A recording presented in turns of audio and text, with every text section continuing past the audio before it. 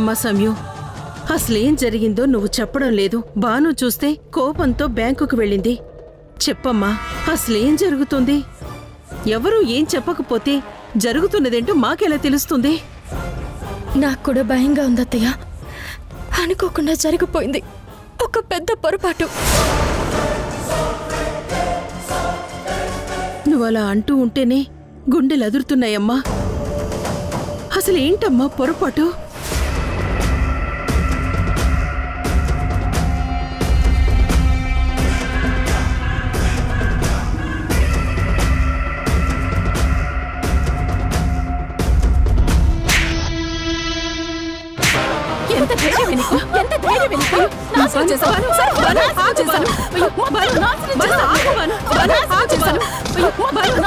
చెప్పేది విను.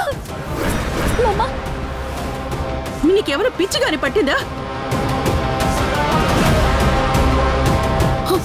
అసలేం జరిగిందని బిడ్డని అంతలా కొడుతున్నావు? పిచ్చిగాని పట్టిందా నీకు? అవును, నాకు పిచ్చి పట్టింది.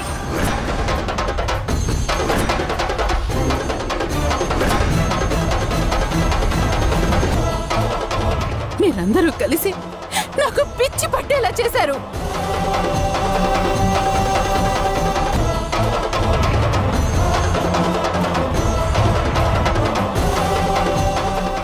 అసలు ఏం జరిగింది బాను?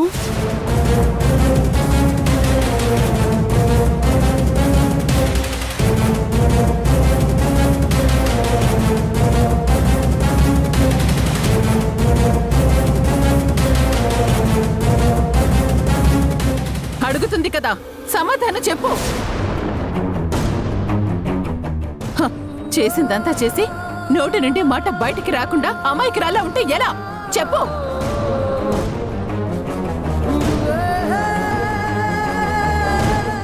అత్తయ్య, అమ్మ లోకర్లో ఉన్న డైమండ్ నెక్లెస్ అమ్మకి తెలియకుండా తీసి దాన్ని నాశనం చేశాను అని చెప్పు.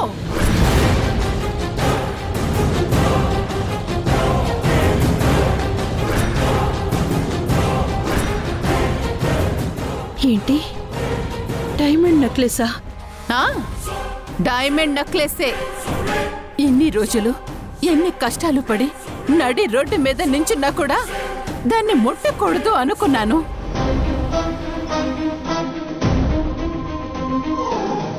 నాకిష్టం లేకపోయినా మనసు చంపుకొని నీ ఇంట్లో ఉంటున్నానే కాని దాన్ని తీయకూడదు అనుకున్నాను.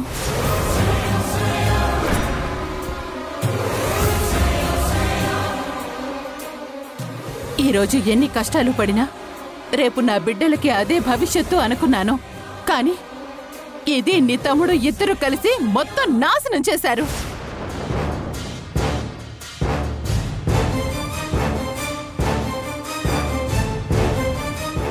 చెప్పు చెప్పు, నా డైమండ్ నెక్లెస్ ఏం చేశారో చెప్పు. ఎవరిని ఉత్తరించడానికి నన్ను నాశనం చేశారో చెప్పు. ఇదంతా కావాలని చేసింది కాదు, అనుకోకుండా జరిగింది. ఆ రోజు నాన్న వాటిని తీసేటప్పుడు చాలా ఆలోచించారు. తన మనసు ఒప్పుకోకపోయినా మరుసటి రోజు వాటిని తీసుకోవచ్చు అన్న నమ్మకంతో తీశారు. కానీ ఆ నెక్స్ట్ డేనే నాన్నకి యాక్సిడెంట్ అయింది.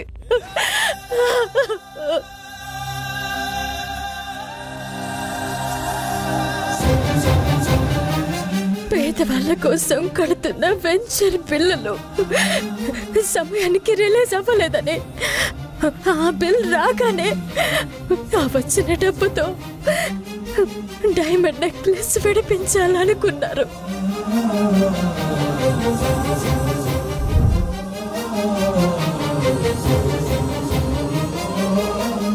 ఎందుకు ఎందుకు ఇలా చేశారు? తన ప్రాణం పోయినా దాన్ని బయటికి తీయను అని ప్రమాణం చేశారు నాకు.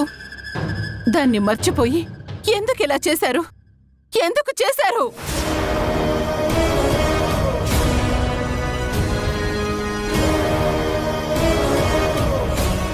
నా వాళ్లను, నాకున్న ఆస్తిని, అంతస్తుని అన్నిటినీ వదులుకొని నమ్ముకొనొచ్చినందుకు నాకు తగిన గుణపాఠం జరిగింది. మీ నాన్న ఒక చీటర్, ఒక ఫ్రాడ్, ఒక మోసగాడు.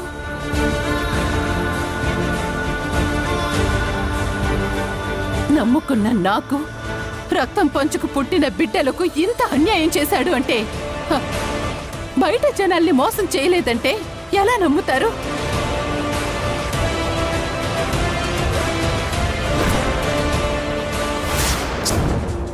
ఇంట్లో వాళ్ళ బాగోగుల్ని పట్టించుకొని ఒక ఫ్రాడ్ బయట పేదల్ని ఉద్ధరించాలనుకున్నాడు అంటే ఎలా నమ్ముతారు?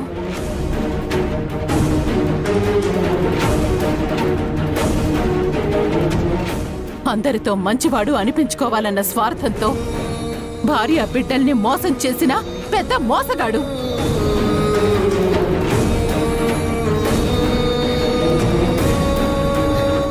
అలాంటి వాడి కోసమా నేనన్నిటినీ కాదనుకుని వచ్చింది అని తలుచుకుంటుంటే నా మీద నాకే అసహ్యం వేస్తుంది. అమ్మా, నీకు దండం పెడుతున్నానమ్మా, దయచేసి నాన్నని అనేసి మాటలు అనొద్దు. తనని తను మోసం చేసుకున్నాడే కానీ ఎవరిని మోసం చేయలేదు.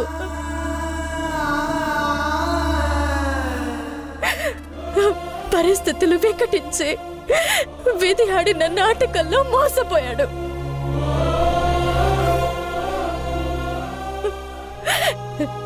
నా తండ్రి మోసగాడు కాదు, అందరినీ నమ్మిన అమాయకుడు.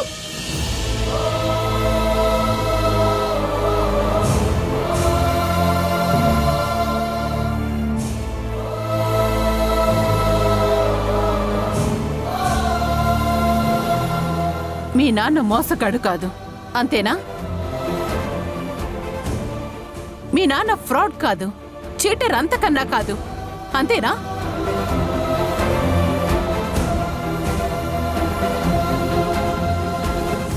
అయితే ఇది విను. చేసిందంతా మీరిద్దరే కాబట్టి, ఏం జరిగిందో మీకు మాత్రమే తెలుసు కాబట్టి దాన్ని సరిదిద్దుకునే అవకాశం నీకిస్తున్నాను.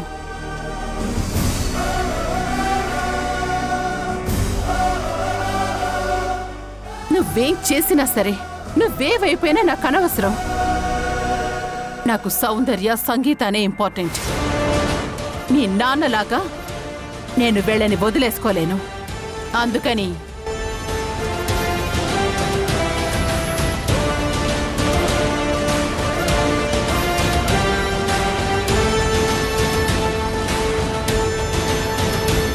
ఇంకో 3 నెలల్లో మిస్ ఇండియా పోటీలు జరగబోతున్నాయి. దానికి 30 లక్షలు ఖర్చవుతుంది.